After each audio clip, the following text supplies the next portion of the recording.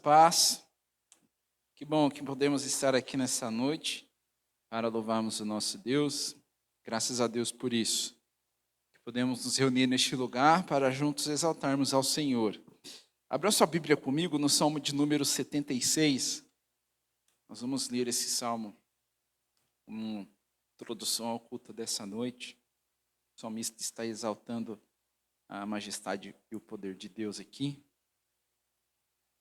E é sempre bom a gente relembrar do nosso Deus, como Ele é poderoso, como Ele é grande, como seus feitos são poderosos. Para que a gente continue perseverando e não desfaleça diante de tantas coisas que a gente tem visto.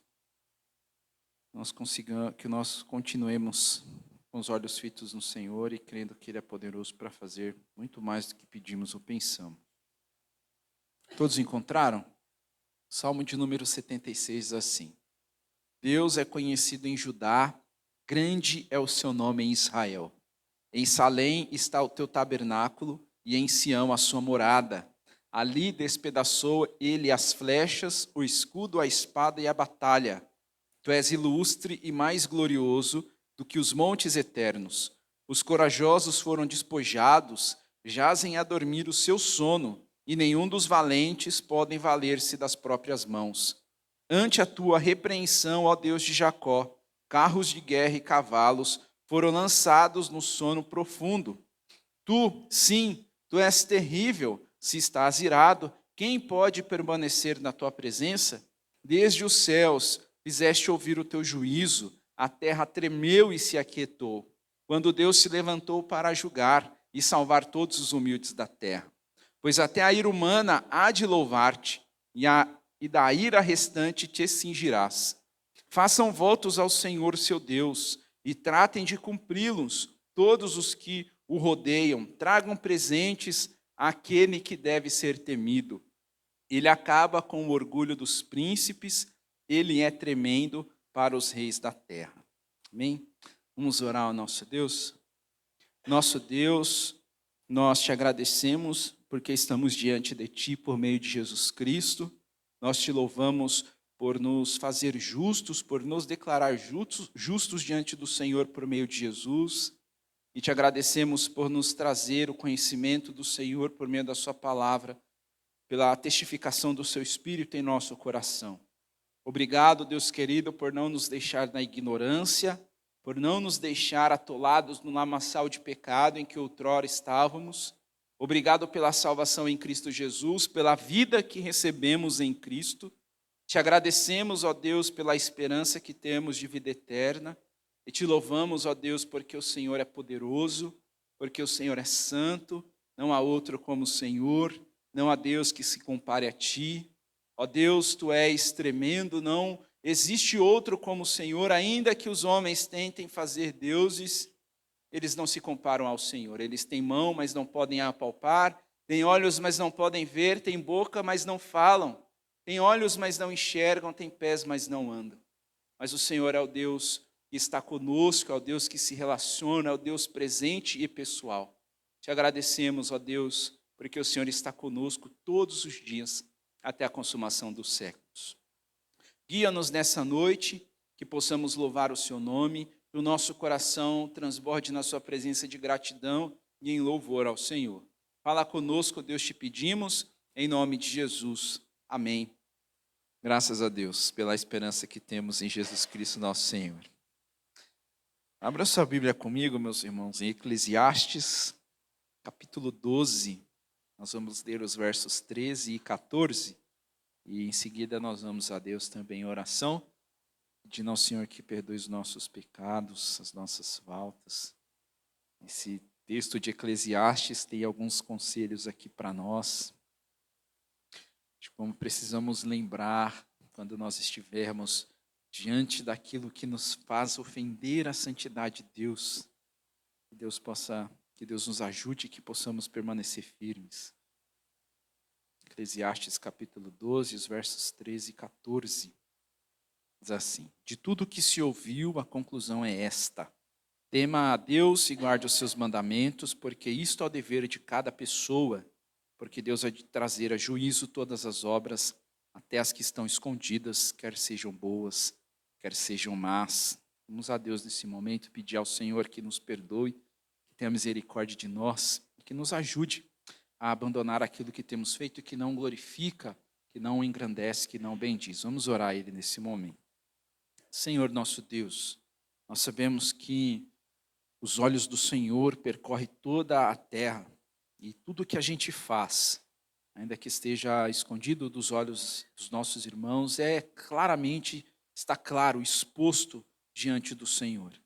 E mediante, Deus amado, o olhar penetrante do Senhor, o Senhor que tudo vê, o Senhor que tudo sonda, nós nos colocamos e oramos a Ti, por meio de Jesus, para Te pedir perdão por nossas ações, por nossos erros, por nossas faltas, por nossas transgressões, palavras, pensamentos, olhares, desejos, tudo que alimentamos dentro de nós, tudo que colocamos para fora. Deus, tudo que fazemos, pedimos a Ti que nos perdoe, tudo aquilo que nos leva a ofender a Sua santidade. Deus amado, que o Senhor tenha misericórdia das nossas vidas e nos ajude, Senhor, a entender e o que fazemos que não glorifica ao Senhor, que não seja algo normal para nós.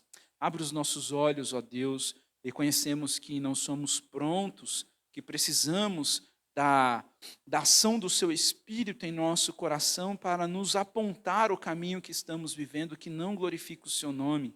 Torna-nos, ó Deus, conscientes do que temos feito, que não glorifica o Senhor. E também Te pedimos, nos fortalece, Senhor, para abandonarmos esses caminhos que não glorificam a Ti. Senhor nosso Deus, abre os nossos olhos para que a gente compreenda a Sua palavra e para que a gente ame ao Senhor, para que a gente tema ao Senhor de todo o nosso coração e possamos compreender, ó Deus, que um dia vamos comparecer diante da Sua presença e que isso, Deus, possa nos levar a temer ao Senhor dia após dia. Deus, tem misericórdia de nós e nos perdoe. E nos ajude, Senhor, a viver em santidade, para a glória do Senhor, em nome de Jesus. Amém. Queria chamar o presbítero Guilherme, vai pregar a palavra de Deus a nós nessa noite. Mais uma vez, meus irmãos, o Senhor nos concede a oportunidade de estarmos diante da Sua palavra. Que privilégio que temos. Nós vamos orar pelo nosso irmão, pedir a Deus que o use mais uma vez nessa noite. Vamos orar. Ó Deus, muito obrigado pelo privilégio de estarmos mais uma vez diante da Sua palavra. Oramos para que o Senhor use, Deus amado, nosso irmão Guilherme, que o Senhor, ó Deus, possa glorificar o Seu nome em sua vida e que ele seja poderosamente usado pelo Senhor nessa noite para falar ao nosso coração. Ó Deus Todo-Poderoso, e que ao ouvirmos a Sua voz por meio da Sua palavra, que o nosso coração não venha a se endurecer, mas que possamos, ó Deus, nos render a Ti, que o Seu Espírito venha nos convencer e que nós possamos estar de joelhos diante da Sua santidade. Usa, Deus amado, Teu servo Guilherme para falar a nós, guarda ele, o dirige em cada palavra, Senhor, em cada expressão, e que o nome do Senhor seja glorificado, que o meditar do seu coração, que o falar dos seus lábios glorifique o Seu nome, e que os nossos olhos sejam desvendados para que contemplamos a beleza do Senhor, as maravilhas da Sua lei, em nome de Jesus. Amém. Louvado seja Deus.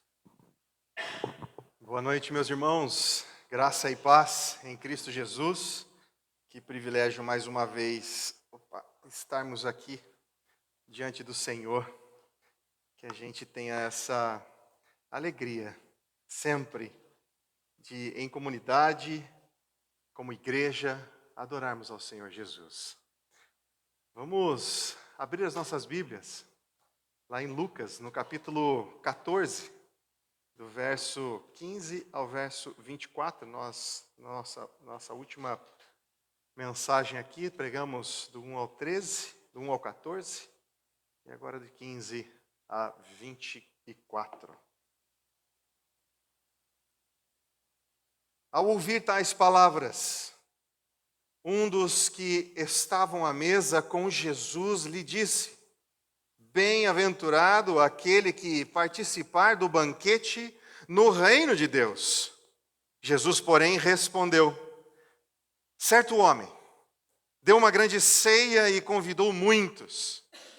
À hora da ceia, enviou o seu servo para avisar os convidados: Venham, porque está tudo preparado. Mas todos eles, um por um, começaram a apresentar desculpas. O primeiro disse: comprei um campo e preciso ir vê-lo. Peço que me desculpe. Outro disse: comprei 5 juntas de bois e vou experimentá-las. Peço que me desculpe. E outro disse: casei-me e por isso não posso ir. O servo voltou e contou tudo ao seu senhor. Então, irado, o dono da casa disse ao seu servo: saia depressa para as ruas e becos da cidade e traga para cá os pobres, os aleijados, os cegos e os coxos. Mais tarde, o servo lhe disse: patrão, já fiz o que o senhor mandou e ainda há lugar. Então o senhor disse ao servo: saia pelos caminhos e atalhos e obrigue todos a entrar, para que a minha casa fique cheia. Porque digo a vocês que nenhum daqueles homens que foram convidados provará a minha ceia. Santo Deus, estamos diante de Ti. É a Tua comunidade que se levanta em adoração e em serviço de adoração ao Senhor nesse instante. É a Tua palavra, ó Pai. Foi lida e o Senhor, ó Pai, neste momento, prepara os nossos corações para receber e frutificar aquilo que o Espírito colocar em nosso coração. Em Cristo pedimos. Amém, Deus. Meus irmãos, que mais uma parábola. Nós acabamos de sair de uma parábola onde Jesus falava sobre esse almoço que ele estava na casa de um dos fariseus, que eles se achavam, brigavam pelos primeiros lugares. E ele fala a respeito dos aleijados, dos pobres. E agora, mais uma vez, ele fala da mesma forma, com um outro sentido. Mas o Senhor está trazendo uma palavra muito propícia para nós esta noite.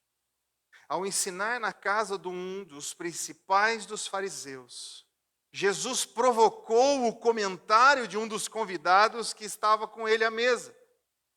Ele disse: bem-aventurado aquele que comer o pão no reino de Deus. Falando assim, deixava muito claro que a qualquer custo ele estaria presente nas festas celestiais. Mas quando o convite para a celebração dessa festa nos céus chegasse, ele estaria disposto a ir até essa festa? Pelo que a gente leu na parábola, não. Jesus quis testar a sinceridade do homem e contou a parábola sobre essa grande ceia. Então essa é a história. Uma pessoa abastada, numa certa cidade, preparou cuidadosamente uma grande ceia. Ele tinha falado a respeito da festa com vários amigos chegados e que receberam bem a sua ideia de oferecer um banquete. E eles disseram que quando tudo estivesse pronto, o que tinha que fazer é: só avisa a gente que a gente vai. No dia da ceia, o homem mandou seu servo avisar os convidados, que já estavam preparada a festa. Ele chegou à casa do primeiro convidado e disse: vinde, porque tudo já está preparado. Infelizmente, o convidado tinha um compromisso e com tristeza teve que recusar o convite. Disse ao servo: comprei um campo e preciso ir vê-lo. E realmente queria dizer: sinto muito, mas não posso comparecer ao banquete. Os negócios vêm antes do prazer. Peço que me liberes desse compromisso. Mandou lembranças ao anfitrião e esperou que esse anfitrião, esse homem, o dono da festa, entendesse. Então ele foi para o segundo, aquele servo.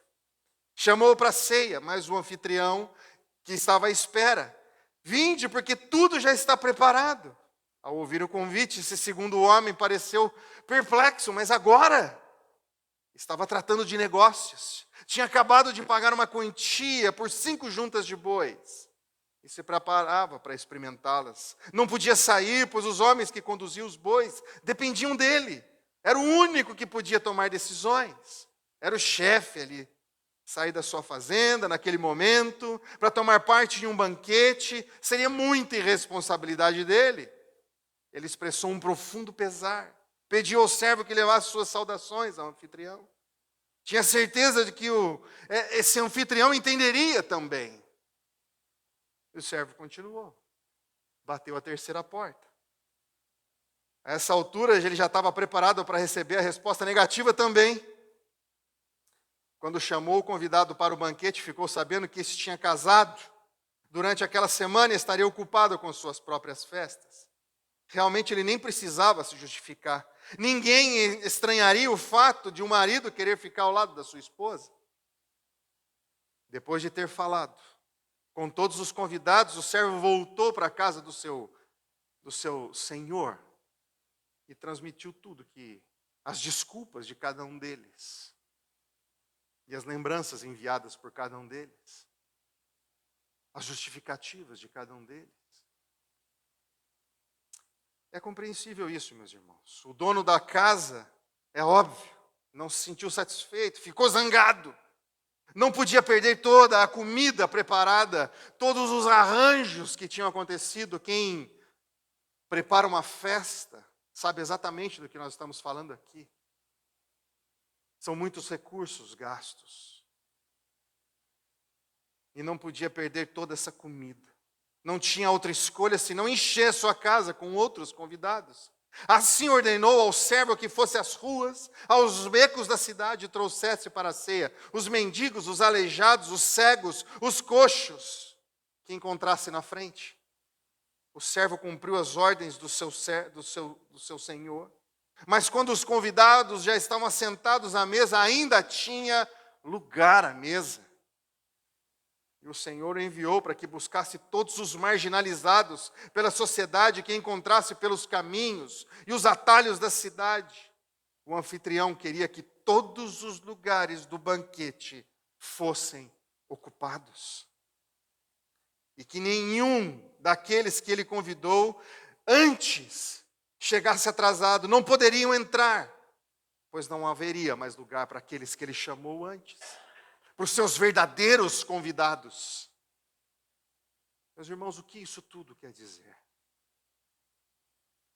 Por que isso está aqui neste ponto? Está aqui a forma que a gente interpreta isso. A graça é iniciada. O banquete é preparado. Um dos convidados presentes à casa do fariseu ilustre tinha dito: bem-aventurado aquele que comer o pão no reino de Deus. Ele visualizava o céu como o lugar onde não há mais morte, não há luto, não há lágrimas, não há dor. E ele tinha razão. Onde os cegos veem, onde os coxos andam. Que bênção se assentar em um lugar reservado à mesa de Deus, como um filho seu, e participar com gozo da festa e das comunhões celestiais. Jesus estava nesse momento num grande almoço, com homens com picuinhas, homens e suas mazelas, homens com seus sentimentos de superioridade, homens que se achavam, e um desses que se achava falou assim: ainda bem que a gente vai estar lá. E falou isso para Jesus. E Jesus ensinou a parábola na sequência. E essa parábola da grande ceia para mostrar que mesmo tendo intenção de honrar nossas obrigações em relação a Deus, quando os cuidados, quando os interesses da vida terrena fazem as suas prioridades na nossa, nós pomos em primeiro lugar e oferecemos as nossas desculpas a Deus. Quando nós deveríamos olhar para aquilo que realmente importa, aquilo que é eterno, nas ações para com o Senhor, nós deixamos de lado. Prometemos a Deus amá-lo com todo o nosso coração, toda a nossa mente e toda a nossa alma. Porém, a promessa prontamente se esvazia quando os interesses dessa vida exigem nossa atenção.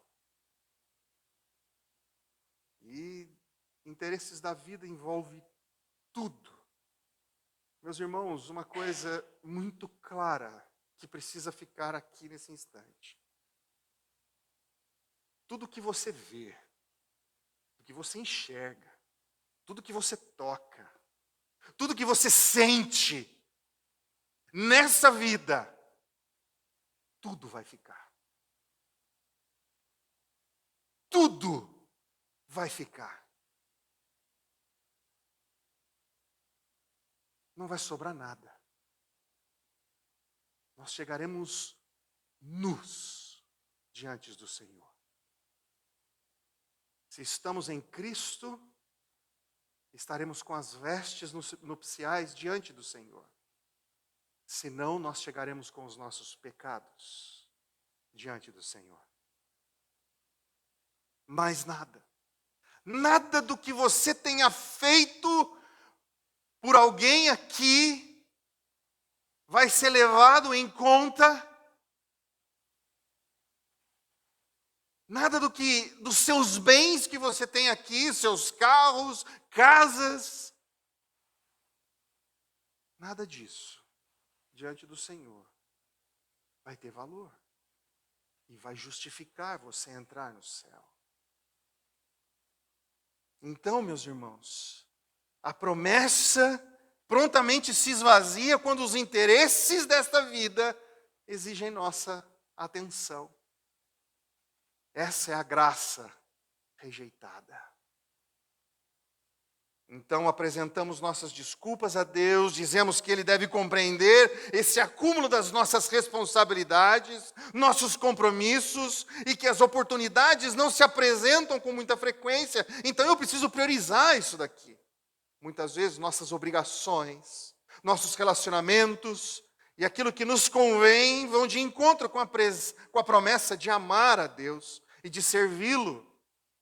Então a gente dá um jeitinho aqui, dá um jeitinho ali.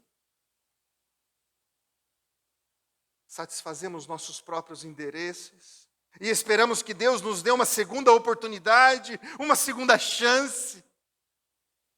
E as desculpas, terras, bois, casamento e tantas outras coisas que pode ser colocado nessa lista, representam as distrações da vida e a autossuficiência espiritual. A gente se vê poderoso, porque conquistamos coisas. Nós estamos diante de um Senhor que conhece o mais íntimo do nosso coração, o mais íntimo dos nossos pensamentos e daquilo que nem subiu à nossa mente. Ele conhece tudo, desvendado na frente dele. Estamos desnudados diante do Senhor. E elas não se sustentam. Elas faziam referência aos negócios, aos assuntos de família, que poderiam facilmente ficar em segundo plano em relação ao convite que já tinha sido aceito. Já estava planejado. O campo ainda estaria lá no dia seguinte para ser vistoriado. Os bois poderiam descansar por uma noite. E os recém-casados poderiam concordar com uma separação ocasional para estar nessa festa, ou vai os dois juntos. E a sequência de desculpas atinge um limite. Primeiro, o exemplo do homem que tinha comprado um campo é desproposital. Quem compra um campo vai vê-lo antes de comprá-lo, não depois. Do mesmo modo, a segunda desculpa não convence. As 5 juntas de bois podia ser colocado para trabalhar no dia seguinte.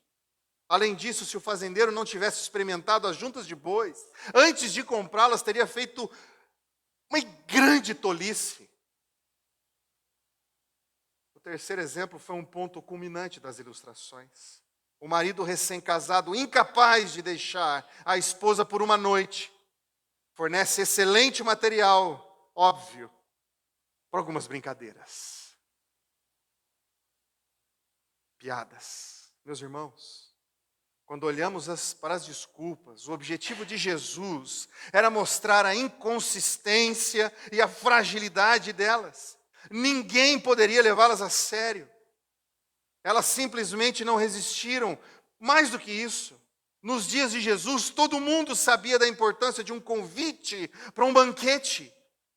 Recusar-se a atender um segundo convite na hora era um insulto ao dono da casa. Em tal grau que as tribos árabes equivalia a uma declaração de guerra, para vocês terem uma ideia. O convite devia ser considerado uma ordem, meus irmãos. Os que ouviam Jesus na casa do fariseu, ali naquele momento, compreenderam que a parábola era para eles. O anfitrião e seus hóspedes estavam sendo convidados novamente para o banquete de Deus, a qual eles tinham aceitado comparecer. Eles viriam ou Deus deveria procurar outros, porque os hóspedes convidados se recusavam a ir. Meus irmãos, os homens da lei, os doutores da lei, fariseus, eles conheciam da lei do Senhor, eles já haviam sido chamados ao entendimento da palavra de Deus, mas eles se desviaram tanto, que não conseguiam mais reconhecer qual era o convite do Senhor e que o dono da festa já estava junto com ele. E Jesus faz esse chamamento para eles. E eles já estavam tão cegos, tão surdos e tão cheios de si, que não conseguiram entender. Estamos assim? Estamos cheios de nós mesmos, das nossas coisas, que já não entendemos mais quem é o nosso Senhor, já não distinguimos mais quem é o nosso Senhor.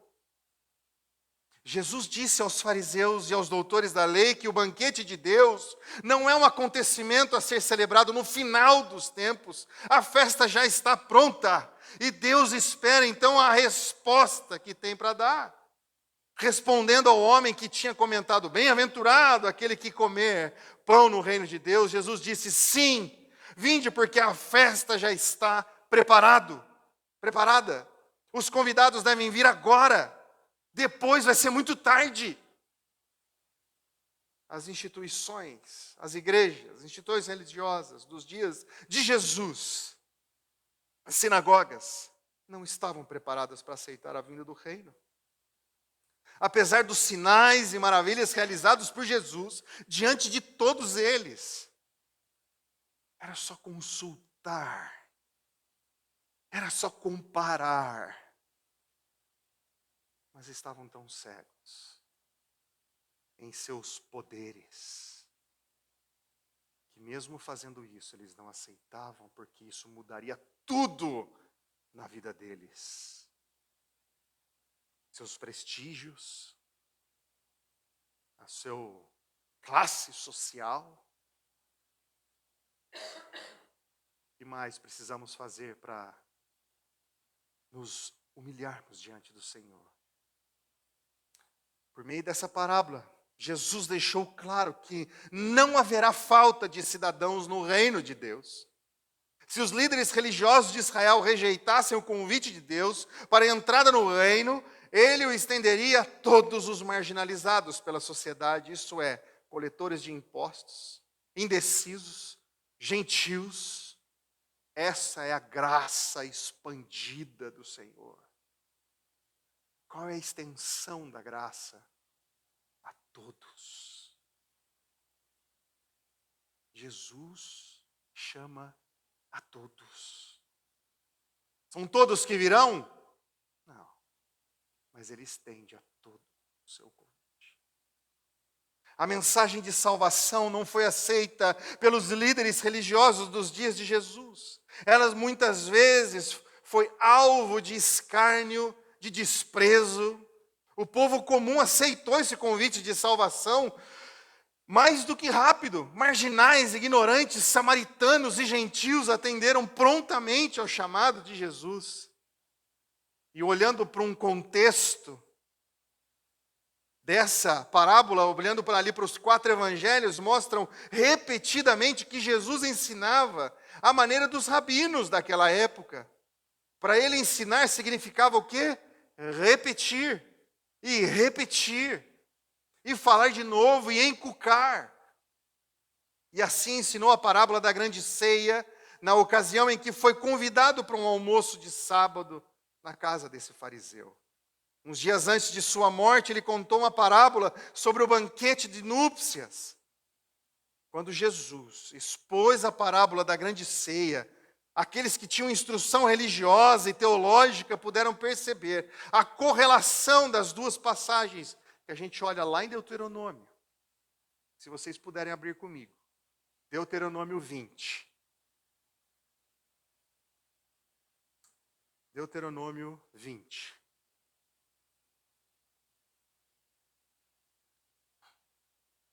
Olha que interessante. Amém? Os oficiais falarão ao povo dizendo: qual o homem que edificou casa nova e ainda não a consagrou? Vá, torne-se para a sua casa, para que não morra na peleja e outrem a consagre, ou outro a consagre. Qual o homem que plantou uma vinha e ainda não a desfrutou? Vá, torne-se para a sua casa, para que não morra na peleja ou na guerra, e outro a desfrute. Qual homem que está desposado com alguma mulher e ainda não a recebeu? Vá, torne-se para a sua casa, para que não morra na peleja, e o outro homem a receba. E lá em Deuteronômio 24, verso 5, diz assim. 24, verso 5. Homem recém-casado não sairá à guerra, nem se lhe imporá qualquer encargo. Por um ano ficará livre em sua casa e promoverá felicidade à mulher que tomou. Os teólogos sabiam que essas passagens eram válidas. Apenas o quê? Em relação à guerra. Era uma guerra que eles estavam vivendo ali. E ao serviço militar. E que não serviam de desculpa para as obrigações sociais. Era um chamado, era um convite. E precisava ser aceito. Eles conheciam também os costumes prevalecentes. Quando o primeiro convite fosse feito, o anfitrião poderia aceitar as desculpas apresentadas. Recusar o segundo convite, quando tudo já estava preparado, era não apenas faltar ao prometido, mas também insultar o anfitrião. A parábola claramente se dirigia e se aplicava aos fariseus e doutores da lei. Se não aceitassem o convite para serem hóspedes de Jesus no reino de Deus, seriam deixados de lado, deixados para trás, e os outros que não mereciam seu respeito tomariam seus lugares. É engraçado porque esses que tomaram seus lugares, na questão do respeito e dignidade, é porque eles se achavam. Mas eram outros seres humanos, homens, mulheres, famílias, que estavam sendo colocadas para dentro, porque o convite foi para todos. É preciso enfatizar que todas essas pessoas já tinham prometido comparecer. Entretanto, agora todas voltam atrás em suas promessas.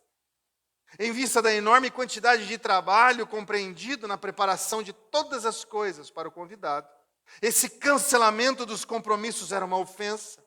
Demonstrou que eles não tinham sido sinceros, tinham dito sim, quando realmente eles queriam dizer não. Compromissos. Compromissos. Olhando para a aplicação disso para as nossas vidas.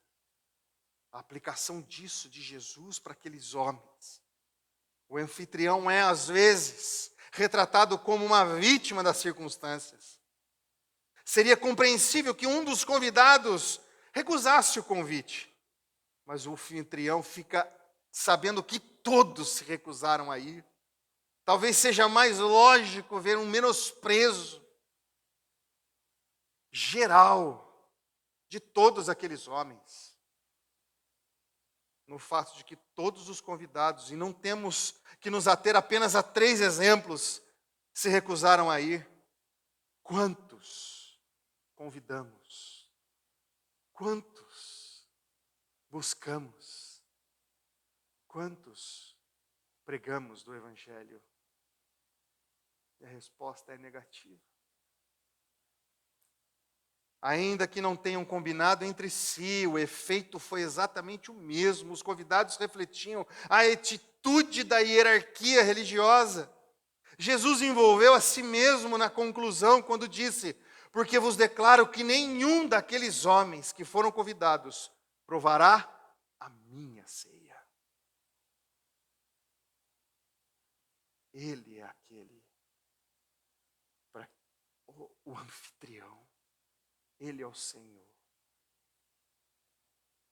Quem fala já não é mais o anfitrião dirigindo-se ao servo. Jesus é a figura central. É Ele quem fala minha ceia. E diz que nenhum dos convidados insolentes provará da sua comida. Jesus é o anfitrião que, por intermédio dos seus servos, envia convites chamando o povo para a festa no reino de Deus. Quando o convite é enviado por Jesus, com seus servos falando ao povo, não deve ser entendido como um chamado que pode ser aceito ou rejeitado de acordo com a própria vontade. O chamado é equivalente a uma ordem que deve ser cumprida. O povo de Deus, que é parte e parcela da igreja, recebe o chamado para esse serviço obediente. Sabemos quem é o nosso Senhor. Sabemos que devemos congregar, sabemos que devemos trabalhar. Rejeitar isso é uma ofensa a Deus, é um pecado diante do Senhor. Olha só. O povo de Deus, que é parte da igreja, recebe o chamado para o serviço obediente. Já responderam ao convite inicial. Agora soa o chamado para o serviço. Será que o povo de Deus vai responder à ordem de amar a Deus de todo o coração e ao próximo generosamente? Estamos amando ao Senhor, buscando amar ao Senhor. Temos pedido ao Senhor que nos permita amá-lo, nos dê consciência de como amá-lo. Estamos estudando da palavra, nos aprofundando no Senhor a ponto de conhecê-lo. Estava falando esses dias com um colega. Como você ama alguém que você não conhece? Precisamos nos relacionar com o Senhor. Precisamos conhecer da sua palavra. Precisamos saber exatamente quais foram as suas ações neste mundo, para que, enfim, nós possamos nos debruçar e nos deleitar no Senhor que nos criou, nos salvou, nessa sua obra maravilhosa em Cristo Jesus, uma obra perfeita. O homem que come do pão do banquete no reino de Deus é chamado de bem-aventurado, porque obedece às leis do reino e cumpre as ordens do rei. A lição da parábola é clara. Jesus está enviando os seus servos com a mensagem da vinda do reino de Deus. Os que ouvem a mensagem são convidados a fazer parte desse reino. Não devem apresentar desculpas e se demorar, porque Jesus não reservará um lugar para eles. Em vez disso, Ele preencherá os lugares do seu reino com outros que virão daqui, virão dali, virão de todos os lugares. Ele quer que a sua casa fique repleta. Ele diz e obriga todos a entrar. E vão aceitar. A casa vai ser preenchida. Nenhum vai faltar, nenhum lugar vai faltar.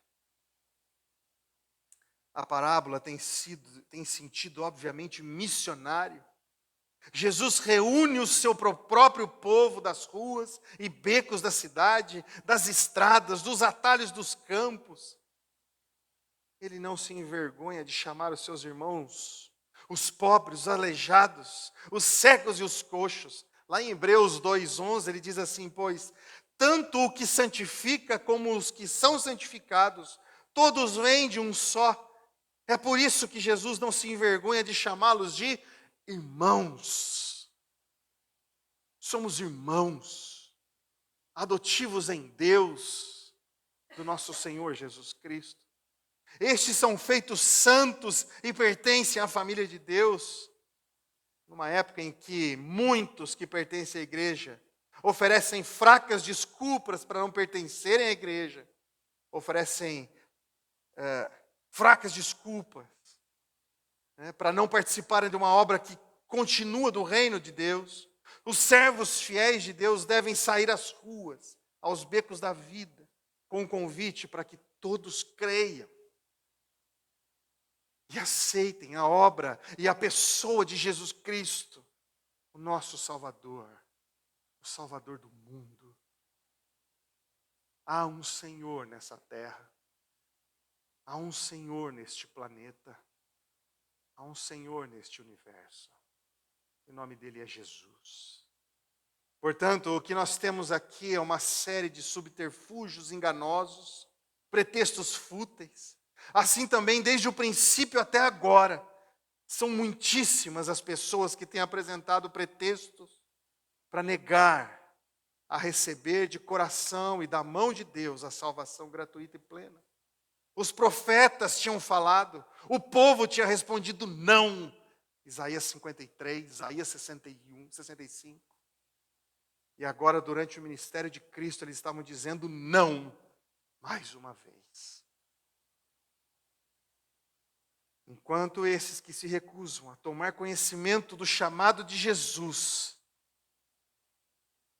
são preteridos e perdem a sua cidadania do reino, estranhos ao reino são convencidos a responder pela fé ao chamado de Cristo. São convertidos pela fé em Cristo. E entram pela porta estreita, pela porta indesejada por esses que se acham. O convidado precisa ter fé para aceitar o convite.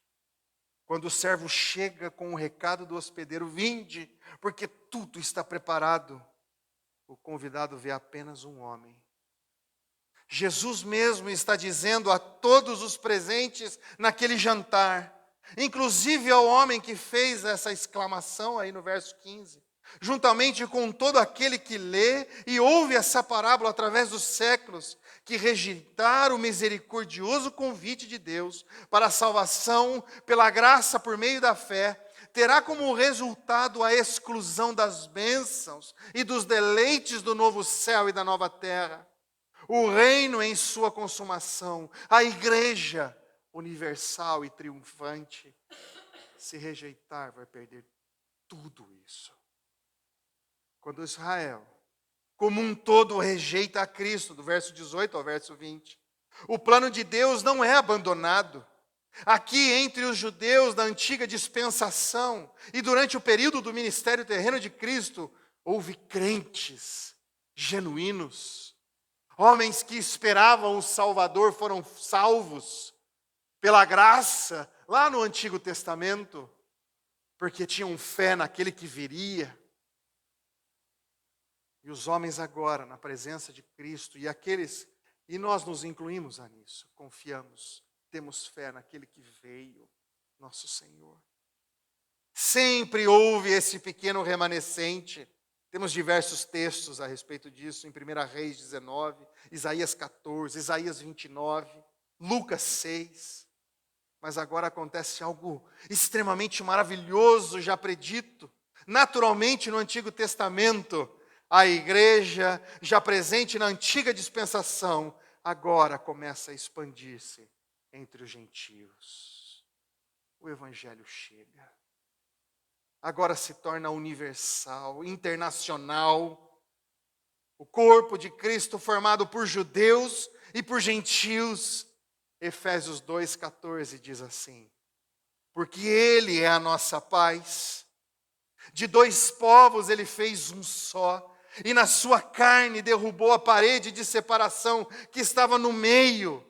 A inimizade, Ele quebrou tudo isso. E Ele une os povos, judeus e gentios. Efésios 2,18 diz assim: porque por meio dele, ambos temos acesso ao Pai em um só Espírito, e é o Espírito do Senhor, aquele a quem cremos e entregamos nossa vida. O antigo Israel, isso é, os que rejeitaram o gracioso convite de Deus, estendido primeiramente pelos profetas da antiga dispensação, e depois por Jesus, pessoalmente aos seus apóstolos, perece. Esse Israel perece. Nem sequer um dos que rejeitou se salva. Olha aí no verso 24. O novo Israel, formado tanto por judeus quanto por gentios, continua vivo. Lá em Gálatas 3:28 diz assim: não pode haver nem judeu, nem grego. Não pode haver nem escravo, nem livre. Não pode haver nem macho, nem fêmea, pois todos vocês são um em Cristo Jesus. Diz Paulo, em tudo isso se revela o generoso caráter do amor de Deus. Um teólogo chamado Faber diz assim: a amplitude da misericórdia de Deus é mais imensa que o mar, a bondade em sua justiça, que é muito mais que a simples liberdade, porque o amor de Deus é mais amplo do que a medida da mente humana, e o coração do Eterno é muito maravilhosamente benigno. Nós não podemos e não temos capacidade de colocar Deus dentro da nossa mente, pois o fecharíamos desse tamaninho. Olha que minha cabeça é grande, mas ficaria pequeno demais. Ele é imenso, sua bondade dura para sempre, sua liberdade que ele promove é imensa. Então, meus irmãos, a única lição central dessa parábola é essa: é preciso deixar aqui um alerta. Aqueles que rejeitam o convite para o banquete da salvação podem perder para sempre a oportunidade. Essa vai ser a graça consumada. Os convidados que rejeitaram o convite generoso jamais entrariam no banquete. Há oportunidades que, uma vez perdidas, não podem ser mais recuperadas. O dia para entrar na sala do banquete é hoje. A hora para entrar na sala do banquete é agora. Deus é gracioso e receberá todos aqueles que se achegam a Ele. Mas aqueles que adiam essa decisão podem perecer, podem morrer para sempre. O propósito de Deus pode ser resistido, mas não pode ser derrubado. É mais tarde do que você imagina. A porta ainda está aberta. Ainda há lugar no banquete da salvação que nós estamos esperando. Se ainda não confessou Jesus como o seu Senhor, a hora é agora. A hora é já. Não há outro momento. Quando um ministro da palavra de Deus proclama a mensagem de salvação, muitos que ouvem a palavra veem apenas um homem. É necessário fé para que se possa ver e ouvir por intermédio do pregador, Jesus Cristo, o Salvador, que oferece de graça salvação plena. Abram comigo, Atos 16, 31. Atos 16, 31. É necessário fé para que se possa ver e ouvir por intermédio do pregador. Jesus Cristo, o Salvador, que oferece de graça a salvação plena. E aqui em Atos 16, 31, e assim a gente finaliza. O carcereiro de Filipos procurou Paulo e Barnabé, e lhes foi dito o quê? Crê no Senhor Jesus e serás salvo, tu e a tua casa. Essa é a mensagem, meus irmãos. É Jesus o nosso Senhor. Crê no Senhor Jesus e você será salvo. Não se demorem. O convite está feito. Deus nos chama. Jesus nos chama. A parábola é clara. Somente a Deus toda a glória. Que Deus nos abençoe a todos. Vamos orar. Bendito Deus, estamos diante do Senhor, ó Pai. Graças te damos pela maravilhosa graça. A graça que foi iniciada, a graça que foi expandida, infelizmente a graça que foi rejeitada por alguns, mas a graça está consumada em Cristo. E o Senhor nos alcançou. Aceitamos a este convite maravilhoso. Entendemos por fé, a fé que o Senhor, ó Pai, coloca em nossos corações. Nós respondemos ao Senhor com arrependimento e o desejo, ó Pai, de sermos servos do Senhor. Não mais servos deste mundo, não mais escravos deste mundo, mas escravos do Senhor. Porque no Senhor há liberdade, no Senhor há vida, no Senhor nós temos paz com Deus. Somente em Cristo, que é o nosso Senhor e nosso Salvador. Obrigado por esse chamamento. Obrigado pela graça do Senhor ter estado conosco e está conosco até os dias de hoje. Nós lhe damos graça. Nós entregamos nossas vidas ao Senhor. Esteja com o teu povo. Que o teu povo continue respondendo sim. Sim para as obras que o Senhor, ó Pai, de antemão preparou para todos nós e possamos executar essas obras. Esse chamamento não é para uma inutilidade, não é para estarmos desabilitados. Não, é uma graça ativa, de um Deus ativo, de um Deus que trabalha. Que esse trabalho seja deleite para nós, ó Deus. Assim como o Senhor trabalha até hoje, que possamos, por toda a eternidade, proclamar Cristo, nosso Senhor. Graças te damos, louvamos ao teu nome. Guarda-nos desta noite, guarda-nos desta semana, que essa palavra, ó Deus, possa perpetrar os corações, fazer morada e transformar. Possamos proclamar a tua mensagem em todo o tempo, seja em boa hora, seja em má hora, mas o Senhor, ó Deus, possa agir em nós. E respondamos, ó Pai, com fé e gratidão em nossos corações e contentamento para as nossas vidas, porque é o Senhor quem nos conduz e cuida de nós. Louvamos ao Senhor, louvamos o teu nome, e em Cristo Jesus pedimos e agradecemos. Amém, ó Deus. Que Deus os abençoe, meus irmãos.